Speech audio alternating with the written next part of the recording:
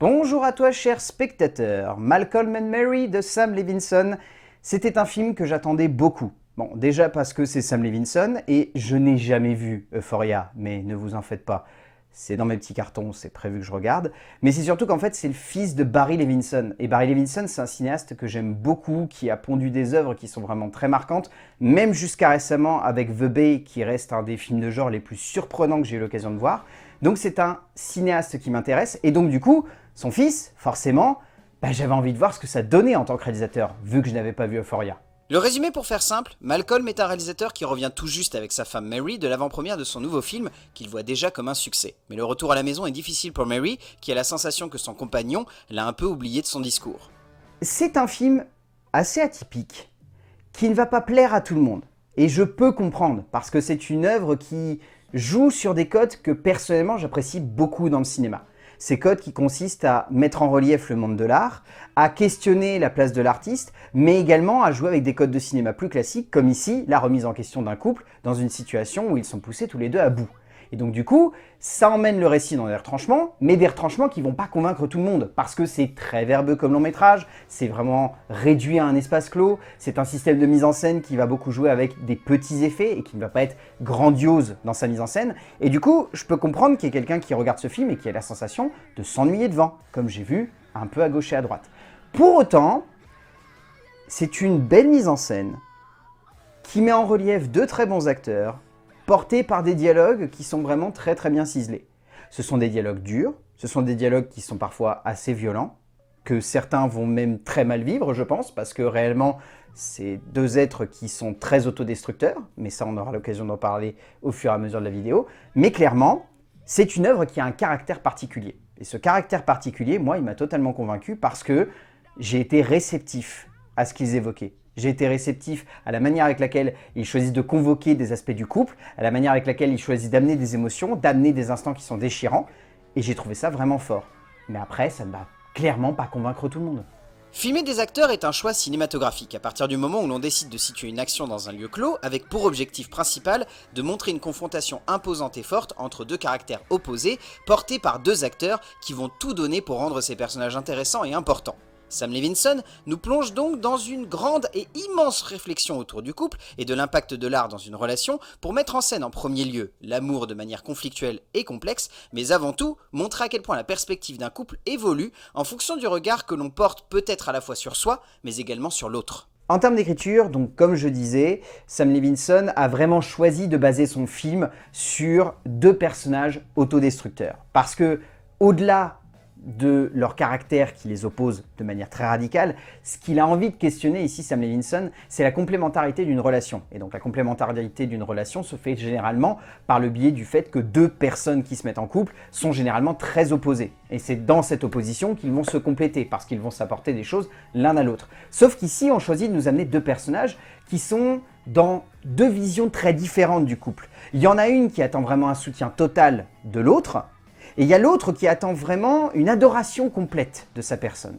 Donc du coup, on est dans une relation où à chaque fois, ça ne va que dans une seule direction. Ça ne va que dans la direction de lui. Et donc elle est souvent laissée de côté. Je pense pas que le message de Levinson est de montrer que la femme dans un couple est constamment mise de côté. Je pense que l'idée qu'il a eue dans son écriture, c'est de montrer à quel point dans une relation de couple, si un des deux et uniquement obnubilé par sa personne, il va forcément amener des choses qui vont faire que l'autre personne en face va se sentir très mal. Et donc à partir de là, vous allez avoir un florilège de dialogue que je trouve extrêmement bien senti. J'ai rarement vu une telle écriture qui arrive à parfaitement saisir à quel point un couple peut se déchirer et la seconde d'après réussir à se rabibocher dans un espèce d'instant de brio où tout semble d'un seul coup renaître de ses cendres. Où l'amour qui semblait avoir quitté littéralement toute la pièce, réussit à revenir en une fraction de seconde et chope ces deux êtres et les oblige à nouveau s'aimer durant juste une petite fraction de seconde. Et c'est ça en fait qui m'a totalement subjugué dans l'écriture. C'est à quel point ça part dans tous les sens, c'est constamment en train de bouger, ça divague, ça part dans une direction, ça engueule l'un puis ça ame l'autre et puis d'un seul coup, tout s'arrête. Comme si c'était nécessaire pour ensuite remettre les pendules à l'heure et recommencer. Et potentiellement imaginer quelque chose entre les deux. Et c'est très beau. Cherchant constamment à jouer sur l'ambiguïté de la relation de ces deux êtres, questionnant constamment le rapport qu'ils entretiennent et posant le spectateur comme un témoin constamment remis en question par les dialogues puissants et imposants de l'auteur américain, c'est une écriture qui déstabilise et impose une vision. Une vision du couple, une vision de l'art, une vision qui remet en cause le point de vue de chacun sur une relation, et une vision finalement singulière de l'impact que le passé peut avoir sur une relation, donnant lieu ici à un peu plus que cela, bien évidemment, mais mettant également en perspective cette idée que chacun a sa vision du couple et que le conflit est un bon moyen de trouver un terrain de débat et de remise en cause. En termes de mise en scène, Sam Levinson a du coup un concept de mise en scène qui est extrêmement simple sur ce long métrage, parce que déjà il y a le côté noir et blanc, il y a cette fausse péloche, parce que c'est une fausse péloche, parce qu'à partir du moment où on filme avec une Harry, je pense pas que ça soit facile de mettre de la pellicule, donc vous me corrigerez si c'est faux, mais je pense que c'est un faux effet péloche. Ça rend plutôt bien, tout de même, ça donne tout de même une certaine texture à l'image. C'est assez fort justement de voir pas mal de réalisateurs dernièrement utiliser ces techniques-là, réussir à jouer avec un effet vieille pellicule tout en ayant des techniques de cinéma purement numériques. Ici, ça fonctionne bien parce que ça donne un côté, comme certains le voient, un côté très classique à l'hollywoodienne. Ce côté vraiment, on va enfermer deux personnages, on va les laisser s'entrechoquer l'un avec l'autre et peut-être se regarder, s'aimer, se détester, puis ensuite on va les laisser tout simplement continuer leur brin de vie alors que nous, on va quitter l'écran de cinéma parce qu'on va se dire c'est la fin. C'est très très beau finalement comme mise en scène, c'est extrêmement classique par contre, faut pas se voiler la face. Pas forcément dans le mauvais sens du terme, dans le sens où du coup la mise en scène va accompagner ces personnages et va rarement y avoir cette sensation que l'image doit décoller, doit absolument avoir un espèce de mouvement qui va redynamiser l'action. Le but c'est avant tout de mettre en relief ces héros, de réussir à construire des plans où on va suivre l'action. Il y a par exemple ce très très beau plan d'introduction donc qui est un plan séquence qui dure quasiment 15 minutes où en gros on va suivre le personnage principal qui va débarquer dans la pièce, suivi par Mary juste après, et donc du coup on va les voir d'un seul coup se faire leur tambouille chacun de leur côté, là avec un verre d'alcool et une envie de danser, et l'autre qui va préparer des macaronis au fromage de l'autre côté.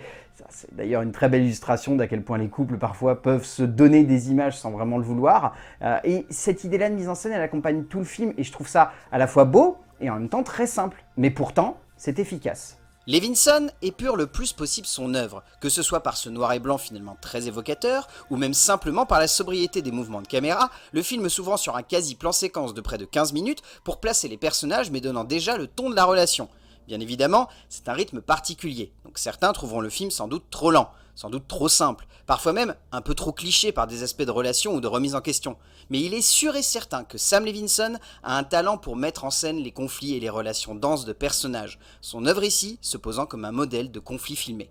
En termes de casting, c'est pas bien compliqué, il n'y a que Zendaya et John David Washington. Donc, je pourrais vous faire des éloges pendant 3 quarts d'heure de leurs interprétations. Je trouve qu'elles sont très sensibles, qu'elles arrivent à la fois à jouer avec beaucoup de facilité sur l'ambiguïté du couple, mais en même temps à quel point ces deux personnages sont déchirés chacun de leur côté. En même temps, d'un côté, on a cette espèce d'artiste qui est à la fois mégalomane et narcissique, et qui en même temps est constamment dans la remise en question de tout ce qu'il y a autour de lui, à la fois de ses relations, mais également tout simplement de sa manière de voir l'art, et surtout de sa manière avec laquelle on comprend son art. Et en face, on a ce personnage qui est constamment dans le doute, en train de se dire que lui ne l'aime plus, ou alors même pire, qu'il est en train de la juger, qu'il la rejette complètement, qu'il ne veut pas d'elle dans sa vie. Enfin, c'est assez fou de voir à quel point Zendaya et John David Washington ont réussi à comprendre leur personnage dans leur essence la plus pure, et c'est assez magistral finalement de les voir réussir à jouer avec autant de justesse, avec des traits de caractère qui sont pourtant si radicalement opposés. Et moi, c'est ce qui m'a complètement embarqué dans cette œuvre, c'est de voir à quel point il y avait une maîtrise de jeu qui était de l'ordre de chaque instant,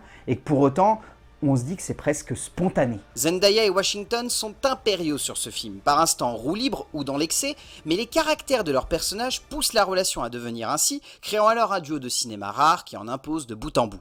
Au bout du compte, Malcolm and Mary est un film qui, je pense, va vraiment avoir cette espèce de statut de long métrage un peu clivant. Il y en a certains qui vont trouver l'expérience absolument folle, qui vont se dire que c'est assez renversant de voir à quel point les deux acteurs s'investissent dans leur personnage, de voir à quel point le réalisateur réussit à faire ressortir ce qu'il faut de ces deux prestations pour donner lieu à un récit où vraiment on se laisse embarquer par des lignes de dialogue très bien écrites. Et il y en a peut-être d'autres qui vont trouver le film assez ennuyeux, qui vont avoir la sensation que c'est trop verbeux, que c'est uniquement centré sur la vision du couple et qu'il n'y a pas grand-chose à ressortir derrière. Moi, personnellement, je me situe plutôt du côté positif. J'ai vraiment beaucoup aimé Malcolm and Mary et je trouve que le film vaut vraiment le coup d'œil, ne serait-ce que pour les interprétations de Zendaya et de John David Washington. Donc si vous avez l'occasion de voir sur Netflix Malcolm and Mary de Sam Levinson, foncez, je pense que vous ne le regretterez pas, en tout cas de mon côté, mais gardez en mémoire qu'il est possible que vous n'appréciez pas le film. Dans ce cas-là, arrêtez au bout de 20 minutes, parce qu'au bout de 20 minutes, vous aurez l'idée de base de tout le métrage. A plus!